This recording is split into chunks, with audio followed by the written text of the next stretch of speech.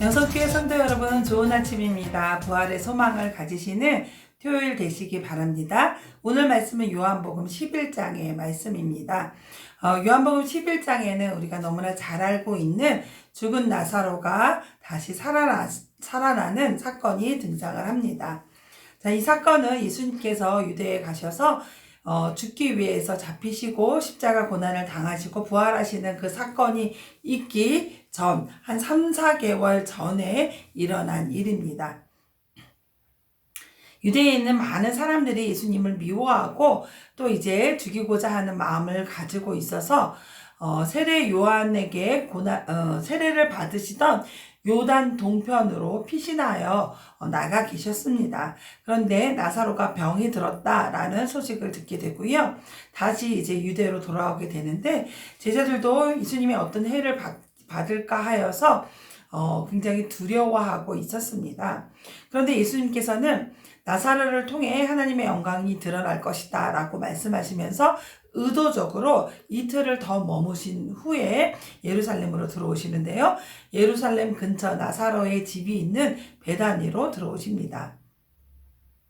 예수님께서 이 베다니로 오셨을 때에는 나사로는 이미 죽어 있었고 동생 마르다와 마리아 그리고 문상원 사람들까지 모두 슬픔에 잠겨 있었습니다.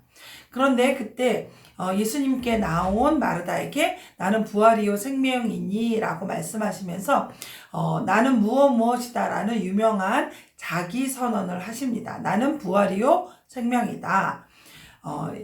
요한복음에는 이런 예수님에 대해서 예수님 자신이 나는 누구이다 라고 이야기하시는 자기 선언들이 많이 나오는데요.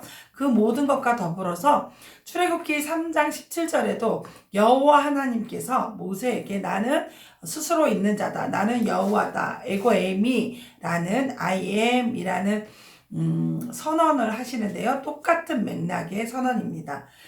나는 부활이요 생명이니라 하고 하시는 이 말씀 중에 I am 이라고 하는 이 시제는요. 영원한 현재형, 영원히 현재형이다 라는 시제입니다. 이는 종말의 때에 있을 부활을 믿는다라고 고백한 마르다처럼 부활을 교리적으로만 이해해서 지금이 아니라 언젠가 우리는 부활할 것이다 라고 말하는 사람들. 그래서 지금 현재에는 죽음이 주는 그 슬픔을 이길 수 없고 그 슬픔에 지배당하는 신앙을 가진 사람들에게 오늘 이것이 영원한 현재형으로 사용하셔서 도전을 주시고 또 지금도 살아날 수 있다라는 선언을 하시는 것입니다. 예수님께서는 나사로야 나오너라 큰 소리로 외치셔서 이미 죽어 장사된 나사로를 무덤에서 불러내셨습니다. 요한복음 5장 25절에 이런 말씀이 있어요. 죽은 자들이 하나님의 아들의 음성을 들을 때가 오나니 곧 이때라. 듣는 자가 살아나리라. 아멘. 이 말씀대로 죽은 나사로가 예수 그리스도가 명령하시는 그 음성을 듣고 다시 살아나서 무덤에서 나왔습니다. 자, 이 사건은 예수님께서 하나님의 아들로서 자신이 권위가 있고 능력이 있다라는 것을 보여주는 아주 결정적인 사건이고요.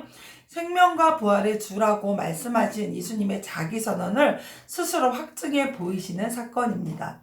요한복음 11장 15절에 이렇게 되어 있습니다. 내가 거기 있지 아니한 것을 너희를 위하여 기뻐하노니 이는 너희로 믿게 하려 함이라고 하셨고 또 11장 42절에서는요. 항상 내 말을 들으시는 줄 내가 알았나이다. 그러나 이 말씀을 하옵는 것은 둘러선 무리를 위함이니 곧 아버지께서 나를 보내신 것을 그들로 믿게 하려 함이니이다 라고 하시며 이렇게 말씀하셨습니다. 예수님께서는 죽은 나사로를 다시 살리신 이 사건을 통해서 제자들을 비롯한 주변의 많은 사람들이 자신을 믿게 되기를 원하셨습니다. 자신을 하나님의 아들로 또 부활을 줄 수 있는 생명을 주는 자로 믿기를 원하셨던 거지요. 또한 요한복음 11장 4절에 나사로의 이 병은 죽은 병이 아니다 그리고 하나님의 영광을 위함이고 하나님의 아들이 이로 말미암아 영광을 받게 하려 함이다 라고 말씀하셨어요. 바로 이 나사로의 부활을 통해서 성부 하나님과 더불어 성자 하나님으로서의 영광을 얻기 원하셨던 것이지요. 실제로 나사로의 이 부활 사건을 통해서 많은 무리들이 예수님을 믿는 역사가 일어났고요. 이 나사로를 인하여 많은 사람들이, 많은 무리가 예수님을 믿었더라라는 구절이 있고, 대제사장들까지 나사로를 잡아 죽이려고 한 내용이 12장에 나옵니다.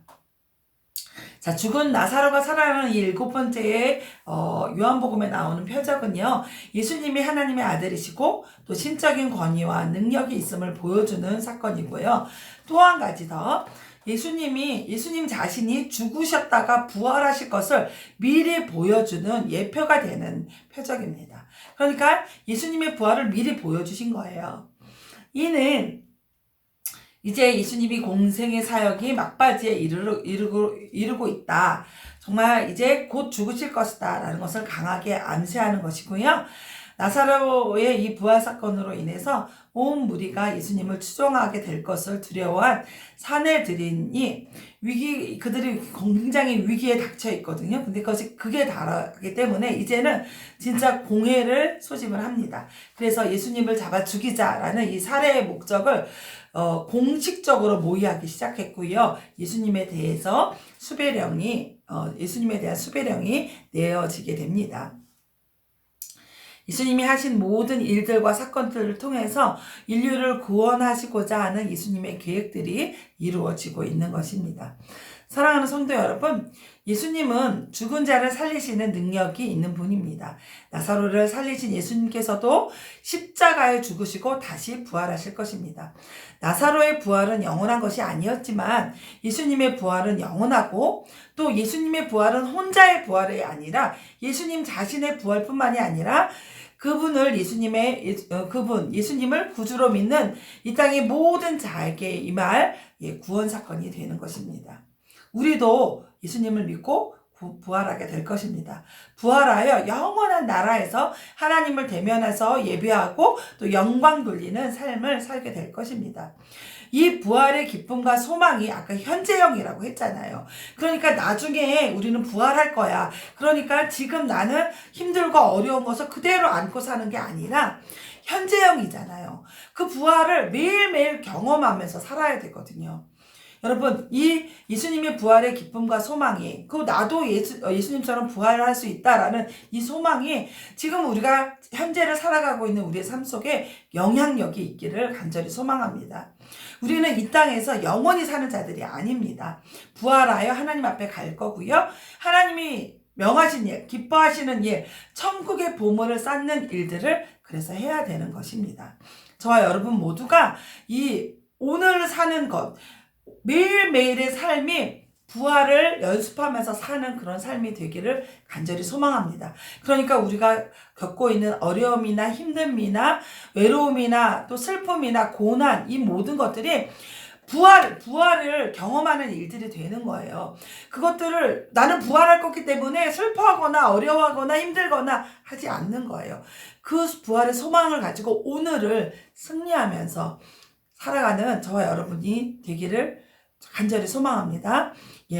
저와 여러분 모두가 부활이 삶의 목적이 되기를 소망하며 말씀 충전으로 승리하는 저와 여러분 되시기 바랍니다.